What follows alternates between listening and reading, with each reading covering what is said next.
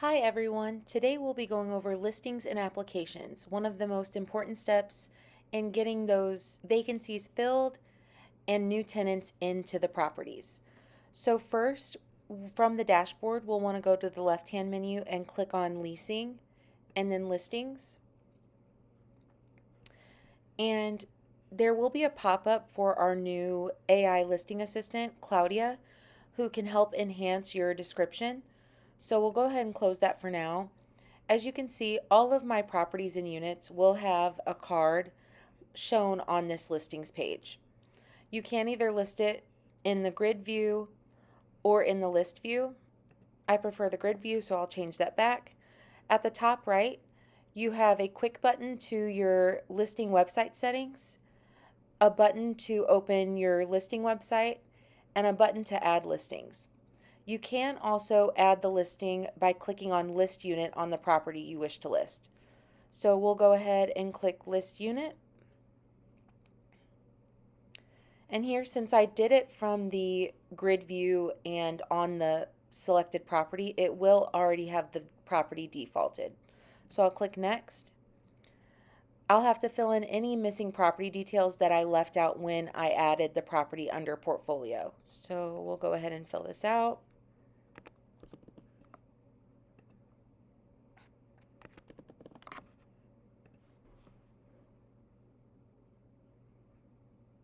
Next, we'll be able to fill in the basic amenities with the parking, laundry, and air conditioning.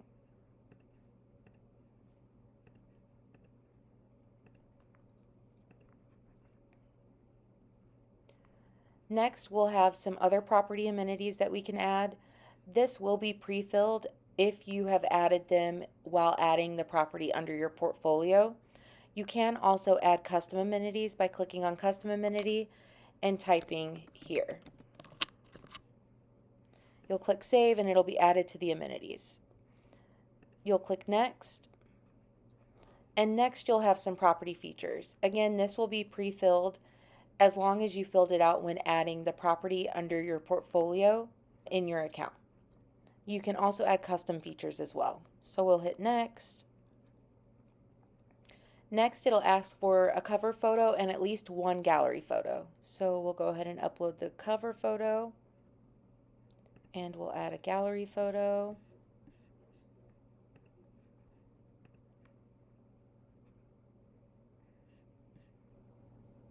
You can also include a YouTube video URL if you have a video of the inside uploaded to YouTube. You can include that here and then you'll click Next. Next, you can add a marketing description. So you'll want to make this stand out as this will be what will catch the applicant's attention on the listing results page. And a great way to beef up that marketing description and really make it stand out is to use Claudia, our AI writing assistant. So first you would want to write your own marketing description and then add Claudia to make that marketing description even better. So if we click Try Claudia, we can either generate a description using AI or we can improve the one that we have there. So I'll go ahead and say generate.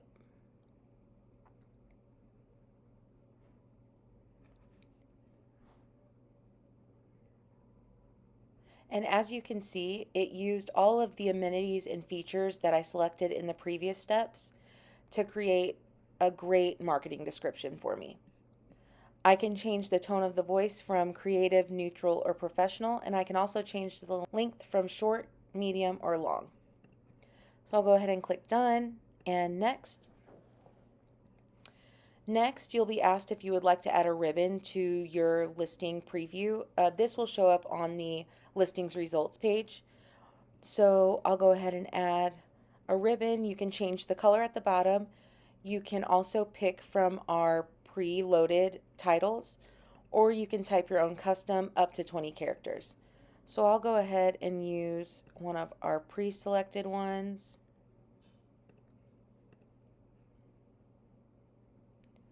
Next, you'll be asked about the leasing details. This will include what the monthly rent will be, your security deposit, the date available, and the minimum and maximum lease duration.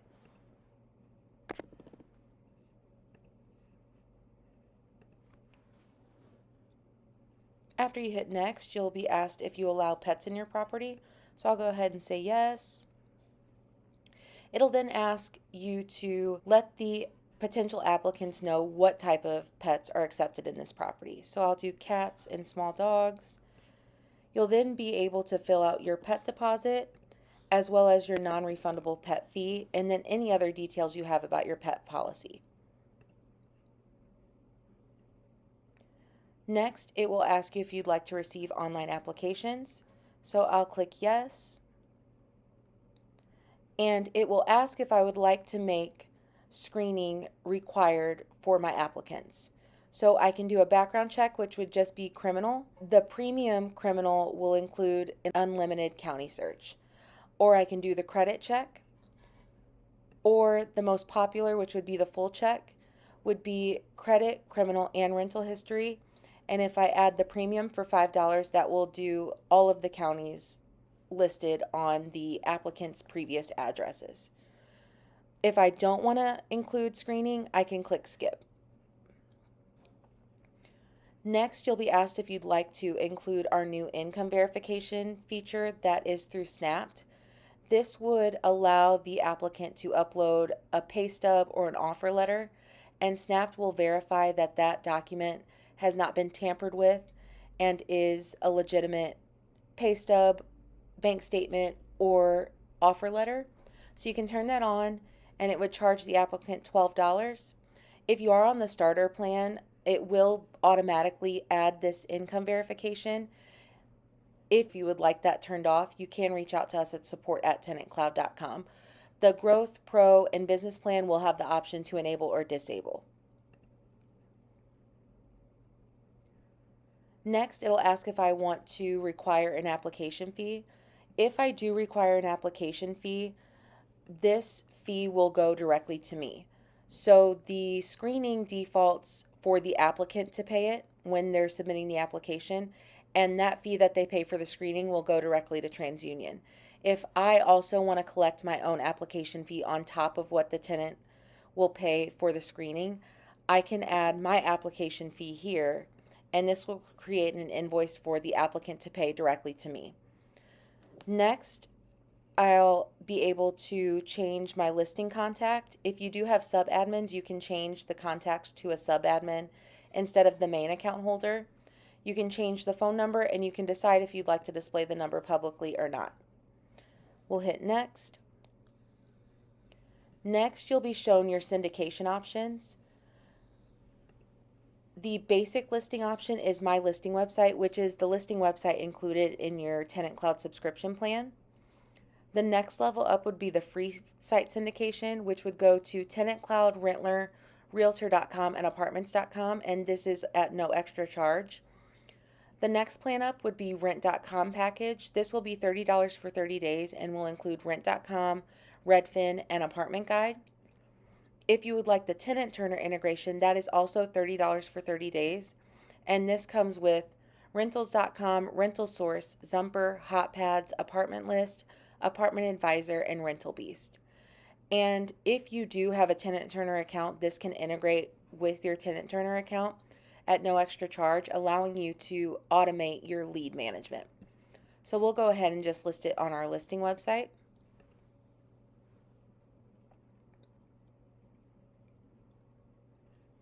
And now that I've activated the listing, I will get a well done pop-up, and I can see here that it is listed. I can see down here in the syndication widget that I have it just listed on my listing website. I am accepting online applications. I'm not requiring a screening. I am requiring income verification, and the application fee for me to collect is $10. At the top right of the listing, you can see the option to invite to apply. So if you click that, it will show the property that you are inviting the applicant to apply to. You can enter the applicant's email,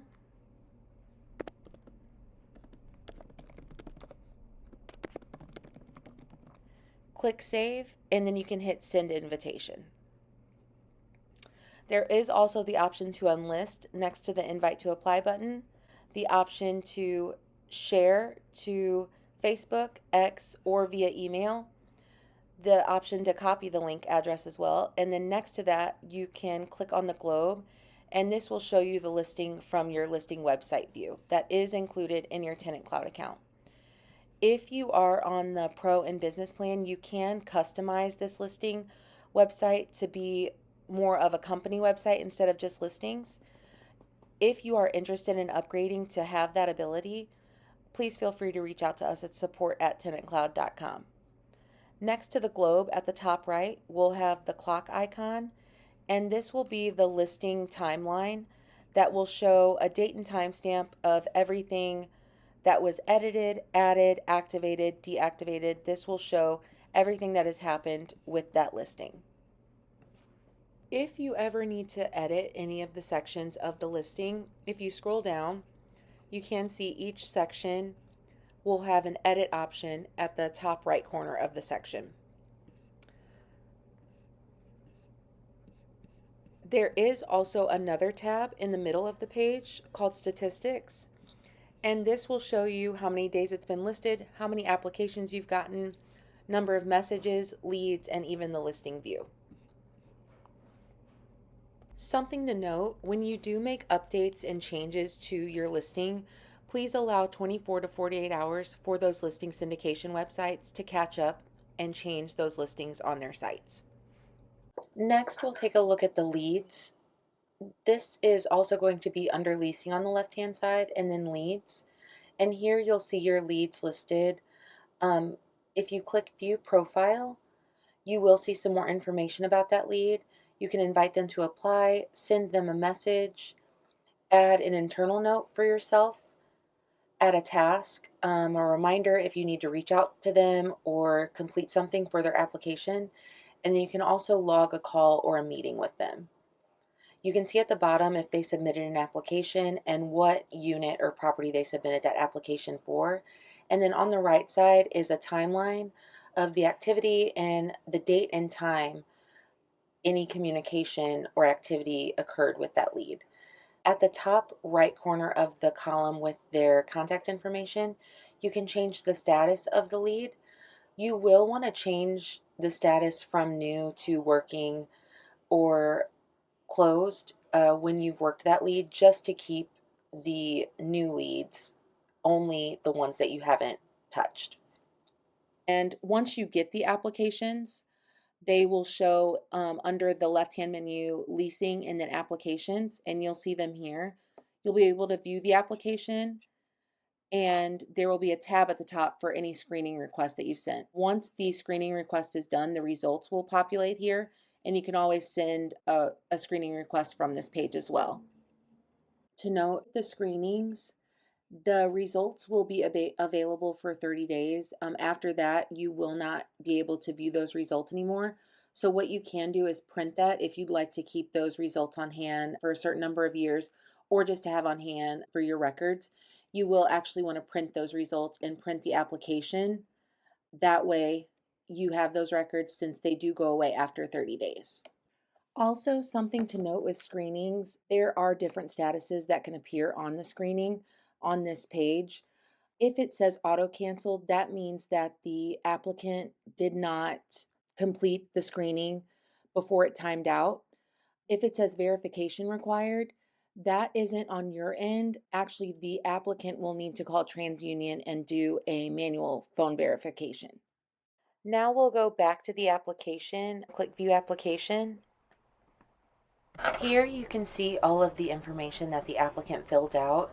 Each section does have the ability to add more information, and then at the top right under Actions, you can click Request Information and select which section you would like more information on. And this will get sent to the applicant as an update that they need to complete on their end. You can even give specifics of the question that you are asking and hit Request. And once you've done that, the status will change to pending as it's waiting for them to fill it out on their end. From the applicant side, they will get a notification once you request more information up under their notifications tab, and they will be able to click review your application, and they'll see that the status has changed to pending.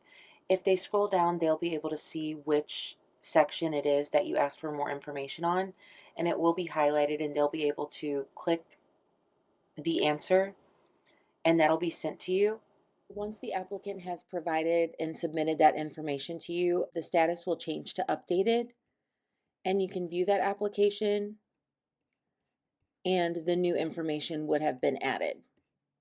Something to note with the application: if they end up applying for the wrong property, you can still edit that by going into the application and clicking edit next to the property. You'll then be able to select the correct property or unit, and that will change where that application is associated property-wise. Also, another feature on the application will be the timeline. This again will show everything that happened within the timeline: when it was edited, when information was updated, when information was requested. You can also add files or internal notes to this timeline, which is a great way to keep info on that applicant. Once I've reviewed the application and I've decided that I want to move forward with the applicant, I can go up here at the top right and do Actions, Approve Application. You can also leave it in review if you're still waiting for records or some more information from the applicant, or you can decline the application here as well. So I would go ahead and approve this application if I wanted to move forward, and it'll change that status to approved. And once it's on approved, you'll be able to select move in applicant and move that applicant into the appropriate property. And we'll go over the move in process more in depth at a future webinar. So definitely join us for that. We'll go over like certain scenarios and the best practices to get those tenants moved in correctly into your TenantCloud account. And that's the process from listing your property to gaining leads to working those leads and working those applications and proceeding with a prospect.